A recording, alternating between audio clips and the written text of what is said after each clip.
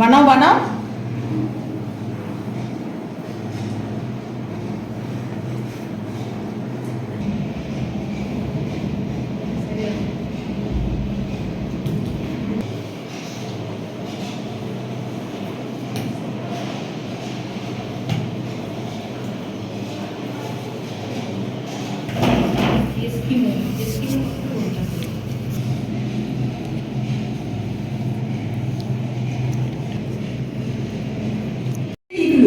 Igloo হচ্ছে মেরু অঞ্চলের একটা বরফ কেটে তৈরি একটা এস্কিমোদের একটা বাসস্থান। খুব প্রচন্ড শীত পড়তো বলে এস্কিমোরা এর মধ্যে গিয়ে আশ্রয় নিত এবং এটা এক ধরনের বাড়ি।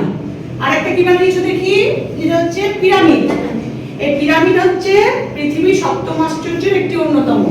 মিশরের রাজাদের ছাড়াও বলা হতো, মিশরের রাজারা কবর বা সমাধি দেওয়ার জন্য এই পিরামিডটাকে তৈরি করতো। খুব ভালো হয়েছে, কারণ এই ধরনের টিএলএম খুব সুন্দর। এবং এই মাটি তো তোমরা কোথা থেকে নিয়ে এসছো? বেশ, পুকুর থেকে মাটি জোগাড় করেছো, খুব ভালো হয়েছে।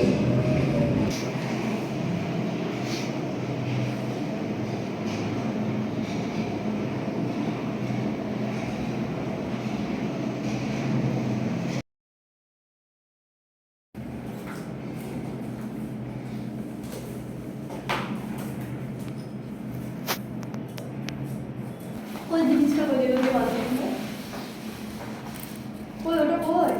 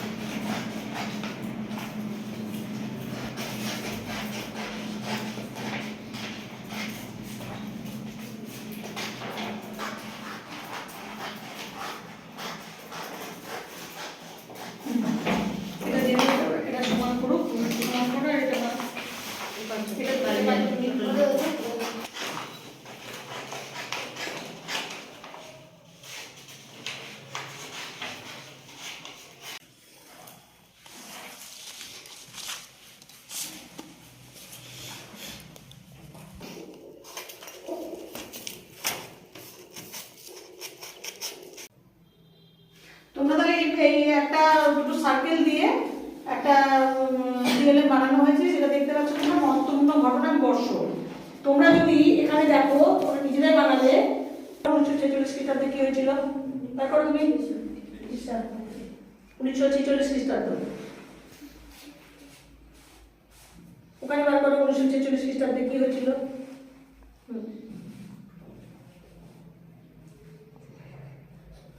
1947 দেখো। 1947 খ্রিস্টাব্দে 15 আগস্ট কি হয়েছিল দেখো।